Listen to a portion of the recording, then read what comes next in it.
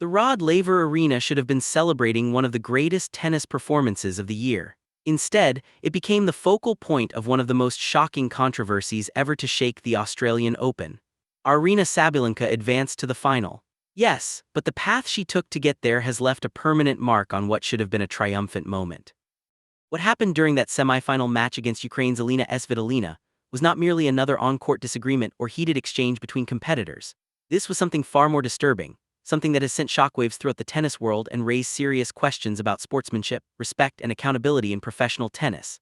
The Belarusian powerhouse has always played with fire and intensity. Her trademark grunts echo through stadiums around the world. Her powerful ground strokes leave opponents scrambling, and her competitive spirit burns with an almost intimidating intensity. But that intensity crossed into unacceptable territory when Sabalenka allegedly made a racial comment directed at Svitolina during one of the highest-stakes moments of the tournament. The allegation alone is explosive enough to dominate headlines for weeks, but what makes the situation even more troubling is the pattern of behavior that led up to it. This was not an isolated incident from a player having one bad day. This was the culmination of years of controversial conduct, questionable sportsmanship, and a seemingly growing disregard for the fundamental principles that have historically defined tennis as a gentleman's game. Let's rewind to that decisive semifinal. The atmosphere was electric. The stakes could not have been higher, and both players knew that victory meant a chance at Grand Slam glory. Sabalenka, the powerful Belarusian known for her aggressive baseline style and thunderous grunts that have become her signature, was locked in battle with Svitolina, the resilient Ukrainian who has captured hearts worldwide not only for her tennis ability, but also for her unwavering strength during her country's ongoing struggles. The contrast between these two players could not have been more striking, and perhaps that tension contributed to what would follow. During a particularly intense rally, with the crowd roaring and every point feeling capable of shifting the momentum of the entire match, something happened that caused the entire stadium to fall silent. Witnesses claimed that Sabalenka, visibly frustrated and possibly feeling the pressure of the moment, directed a racial comment toward Svitolina. The exact words have been the subject of intense speculation and debate, but what is not in question is the immediate reaction. The chair umpire, who had been monitoring the match with professional focus, did not hesitate. In a move some have described as courageous and others as long overdue, the official immediately intervened, issuing a hindrance penalty that cost Sabalenka a critical point. The crowd's reaction was a mix of gasps, murmurs, and confused whispers. Television commentators struggled to process what they had just witnessed. Social media erupted within seconds. What just happened? Did we really hear what we think we heard? The answer, according to multiple sources close to the match, was a disturbing yes.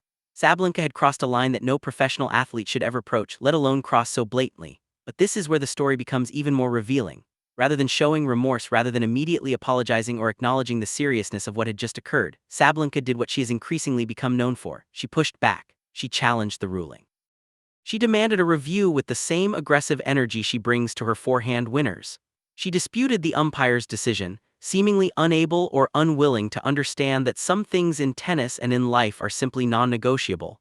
The review process felt endless, with every passing second intensifying the tension and discomfort spreading throughout the arena. When the ruling was upheld and the penalty remained in place, it sent a clear message that even at the highest levels of professional tennis, there are boundaries that cannot be crossed. To fully understand the significance of this moment, it is necessary to examine Sabalenka's troubling history of on-court behavior. This was not her first encounter with controversy, and that reality makes this incident even more damaging. The pattern is undeniable, and it is a pattern that the tennis establishment has largely allowed to continue without meaningful intervention. Take her matches against Coco Gauff, the young American sensation who has captured the world's imagination with her talent, poise, and maturity beyond her years. When Sabalenka faced Gauff, she employed tactics many observers described as psychological warfare. The grunts reached decibel levels that appeared designed less to support her own rhythm and more to disrupt her opponent's concentration. The screams, the celebrations, and the overall energy she brought to the court all seemed calculated to intimidate rather than simply compete. Against a teenager still finding her footing at the highest level of the sport, this approach struck many as not just aggressive but predatory. Sabalenka managed to secure victory in that match, but the impression it left on many viewers was unmistakably bitter. Then there was the final against Elina Rybakina, another chapter in Sabalenka's growing list of controversial moments. While she ultimately lost that match, her behavior afterward was revealing. Rather than graciously accepting defeat and congratulating her opponent, Sabalenka made comments that cast doubt on Rybakina's victory, essentially suggesting that she had not fully earned it. She genuinely earned the victory. The message was unmistakable and dismissive. Sabalenka only lost because Sabalenka defeated herself, not because her opponent outperformed her. It was the kind of excuse-making and opponent downplaying that exposes a basic lack of respect for the competitive process and for the accomplishments of fellow professionals who have worked just as relentlessly to reach the top of the sport. That pattern resurfaced at the US Open, where Sabalenka faced Gauff again, this time in the final. After the loss, Sabalenka's remarks were strikingly similar to her post-Rybakina comments. She essentially claimed that Gauff hadn't won because she played exceptional tennis, but because Sabalenka committed unforced errors from routine positions. The quote deserves close scrutiny because it reveals so much about Sabalenka's mentality. She suggested that from the outside it appeared she was missing easy balls, implying that under normal conditions and her usual level the result would have changed. The subtext was impossible to miss. Gauff's championship was not truly earned. It was simply the product of Sabalenka's off day. This inability to give credit where it belongs. This reflex to frame defeats as personal breakdowns rather than opponent success points to a deeper problem with sportsmanship and respect. Tennis, at its core, is an individual sport that demands not only physical excellence but emotional maturity and mutual respect between competitors. The long-standing tradition of shaking hands at the net after every match, regardless of the result, reflects this foundational principle. You competed hard, your opponent competed hard, and regardless of who prevailed, you recognize each other's effort and humanity. Sabalenka's pattern of conduct suggests a player who sees opponents not as worthy rivals, but as barriers to be cleared diminished, or in the most troubling scenario, as we allegedly witnessed in the Australian Open semi-final, demeaned with racial language. The incident involving Svitolina represents an escalation that even Sabalenka's most devoted supporters will struggle to justify or explain away. A racial slur is not a heat-of-the-moment competitive reaction. It is not a frustrated grunt or an overzealous celebration. It is an intentional act of dehumanization, a verbal assault that strikes at a person's identity and dignity at the most fundamental level. In a sport that has spent decades striving to become more inclusive, more diverse, and more welcoming to players and fans from every background, such language marks a significant regression and a betrayal of the values the tennis community claims to uphold. The chair umpire's swift response warrants recognition and examination. In professional tennis, umpires are often placed in impossible situations, forced to make instant decisions that will be dissected by millions and second-guessed by analysts armed with slow-motion replays and endless time. In this instance, the umpire's reaction was both immediate and appropriate. By issuing the hindrance penalty without delay, the official delivered several critical messages at once. First, that racial language has no place on a tennis court regardless of the match's importance or the player's status. Second, that officials are prepared to enforce standards of conduct even when doing so invites controversy or backlash. And third, that the rules of tennis extend beyond ball marks and foot faults to include basic human decency and respect. The penalty itself, a point deduction, may appear minimal given the seriousness of the offense. Some critics have already argued that Sabalenka should have faced harsher consequences, potentially including disqualification or suspension from future events. These arguments carry weight and raise important questions about how tennis authorities address conduct violations that extend beyond standard on-court infractions. A point penalty sends a signal, certainly, but does it send a strong enough one? Does it provide sufficient deterrence for future behavior, whether from Sabalenka herself or from other players observing and learning what is tolerated? What makes the incident even more emotionally charged is the identity of the alleged target of Sabalenka's remark. Elina Svitolina is not just another player on tour. She's a Ukrainian athlete who has continued to compete at the highest level while her country endures invasion, and her people suffer extraordinary hardship. Svitolina has repeatedly used her platform to raise awareness of Ukraine's situation, to fundraise for humanitarian causes, and to represent her nation with dignity and pride on the global stage. She has become a symbol of resilience, strength, and grace under pressure. For Sabalenka, whose home country of Belarus has been closely aligned with Russia during the conflict, to allegedly direct racial language at Svitolina adds layers of geopolitical tension and personal pain to an already volatile situation. Svitolina's response to the incident spoke volumes about her character and the depth of harm caused by Sabalenka's words. Throughout the remainder of the match, she maintained remarkable composure and discipline. She did not allow the remark to disrupt her performance, did not engage in retaliation, and did not give Sabalenka the satisfaction of seeing her shaken or distressed. That level of restraint requires immense mental strength, the kind of emotional control that separates good players from great ones and champions from merely talented competitors. But when the match ended, Svitolina made a statement that echoed far beyond Rod Laver Arena. She refused to shake Sabalenka's hand. In most situations, declining the customary post-match handshake would itself be viewed as unsportsmanlike. Tennis etiquette expects players to acknowledge one another at the net, extending a hand regardless of the outcome or any tensions during play. But context matters greatly, and in this case Svitolina's refusal was not petulance or poor sportsmanship.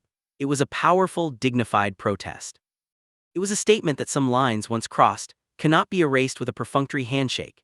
It was a declaration that respect cannot be demanded or expected once it has been so deeply violated. By declining to shake hands, Svitolina made clear she would not take part in the pretense that everything was normal, that the match unfolded within acceptable limits, or that Sabalenka's conduct merited any acknowledgement beyond the disapproval it earned. The tennis world's response has been swift and divided, though notably the division is not over whether Sabalenka's alleged comment was acceptable. There is broad agreement that it was not. The debate instead centers on what should happen next and how severe Sabalenka's punishment should be beyond the in-match penalty she received. Some voices, particularly those focused on precedent and due process, have urged a full investigation before rushing to conclusions. They argue that while the allegations are serious, fairness requires that all facts be collected, all viewpoints considered, and all evidence reviewed before career-altering sanctions are imposed. These perspectives stress that reputations matter, that accusations can sometimes be misunderstood or overstated, and that public outrage should not replace formal disciplinary procedures. On the other side are those who believe the evidence is already sufficient, the behavioral pattern already evident, and the window for leniency long closed. These critics note that Sabalenka has been given repeated opportunities to change her conduct, to demonstrate growth and maturity, and to show she understands the responsibilities that accompany being a professional athlete on the global stage. Each time, they argue, she has reverted to the same troubling tendencies, minimizing opponents, offering excuses, crossing lines, and displaying a lack of genuine remorse. From this viewpoint, the Australian Open incident is not an anomaly requiring cautious review. It is the predictable outcome of allowing problematic behavior to persist without meaningful consequences, and the appropriate response, they contend, is swift and significant discipline that finally makes clear such conduct will not be tolerated. Social media has amplified both sides of the debate, as it often does, but the prevailing sentiment appears to lean toward condemnation of Sabalenka and support for both Svitolina and the umpire who penalized the Belarusian player. Hashtags calling for accountability have trended globally. Former players have contributed thoughtful analysis on the importance of sportsmanship and the harm behavior like Sabalenka's inflicts on tennis's reputation and culture. Fans have shared personal experiences with discrimination, drawing parallels between what unfolded on a Melbourne court and the broader fight against racism that continues worldwide. The episode has grown larger than tennis, larger than a single match, larger than two players. It has become a flashpoint for discussions about respect, accountability, privilege, and whether the sports world truly upholds its stated values when those values are tested. What happens next will likely hinge on several factors, including the outcome of any official investigation, the level of public pressure applied to tennis's governing bodies, and perhaps most critically, Sabalenka's own response in the days and weeks ahead. Will she deliver a sincere, unqualified apology that acknowledges the harm caused and commits to real change? Will she retreat into defensiveness, offering partial explanations or carefully worded apologies that fail to resonate? Will she remain silent, allowing lawyers and representatives to speak on her behalf while she turns her attention to the upcoming final? Each option carries dramatically different implications for both her immediate future and her long-term legacy. The tragedy in all of this is that Sabalenka is undeniably one of the most gifted players in women's tennis. Her power, her movement, her ability to strike winners from seemingly impossible positions are rare talents. She should be celebrated for her athletic excellence, remembered as a champion who defined her era through skill and determination. Instead, she risks being remembered primarily for controversy, for moments that overshadowed her achievements, for being a player unable to control her emotions or her words when it mattered most. That is a profound waste of talent, but it is also entirely self-inflicted. No one forced her to make the alleged remark. No one compelled her to diminish opponents or rationalize defeats. No one required her to choose intimidation over inspiration. These were decisions, and decisions carry consequences. For the broader tennis community, this incident represents both a crisis and an opportunity. The crisis is clear. A racial slur at one of the sport's most prestigious events, captured on camera and witnessed by thousands in the stadium and millions around the world. That is a public relations disaster, and a genuine challenge to tennis's carefully maintained image as a refined, inclusive global sport. The opportunity lies in how the sport responds. This could be the moment when governing bodies make it unmistakably clear that talent and ranking do not shield players from accountability. This could be when tennis demonstrates that its commitment to diversity, inclusion, and respect extends beyond slogans and into enforcement. This could also serve as a catalyst for broader conversations about sportsmanship, mental health support for athletes under extreme pressure, and the responsibility of being a role model for millions of fans, especially young ones learning what competition and character truly mean. The Australian Open final will go on and Sabalenka will compete for the title. That much is clear based on current information. What remains uncertain is how the crowd will receive her, how her opponent will approach the match in light of what transpired in the semi-final, and how Sabalenka herself will respond to competing under intense scrutiny. Will she be booed? Will she face hostile reactions that register with every point? Or will tennis's traditionally restrained audiences separate judgment of her conduct from appreciation of elite performance? Those answers will come when she walks onto the court. And they will reveal as much about tennis culture as they do about Sabalenka herself. Looking ahead, regardless of the final's outcome, Sabalenka faces a defining juncture in her career. She is young enough to have many years of elite competition ahead. She is talented enough to win multiple Grand Slam titles and secure a place among the greats of her generation. But none of that will matter if she fails to confront the core issues of sportsmanship and respect that have now culminated in allegations of racial language. Redemption, if she chooses that path, demands more than a statement crafted by public relations teams. It requires honest self-reflection, sincere apology, meaningful dialogue with those she has harmed, and most importantly, sustained behavioral change demonstrated through actions over time. Comparisons to other athletes who have faced similar controversies are instructive. Some have rebuilt their reputations through humility, accountability, and genuine growth. Others have doubled down on defiance, clung to denial despite mounting evidence, and gradually faded as sponsors withdrew and fans turned elsewhere.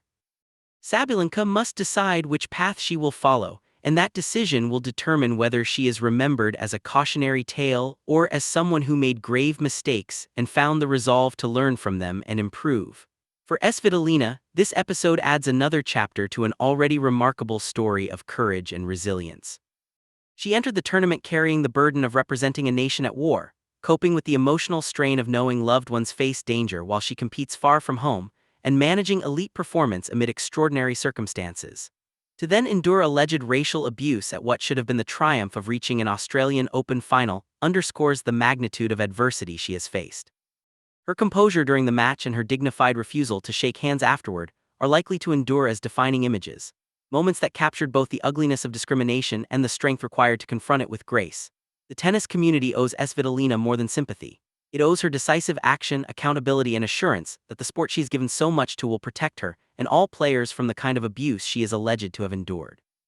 Expressions of support are meaningful, but they are insufficient without concrete measures to prevent recurrence and appropriately sanction those who cross lines that should never be approached.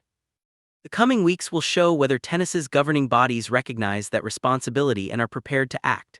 As the story continues to unfold, with investigations advancing and decisions looming regarding possible additional penalties, the entire sports world will be watching. Tennis has long prided itself on being different, more refined, more respectful, more anchored in tradition and etiquette. This incident challenges that self-image and demands that the sport either live up to its ideals or concede that it struggles with the same issues of conduct and accountability seen elsewhere.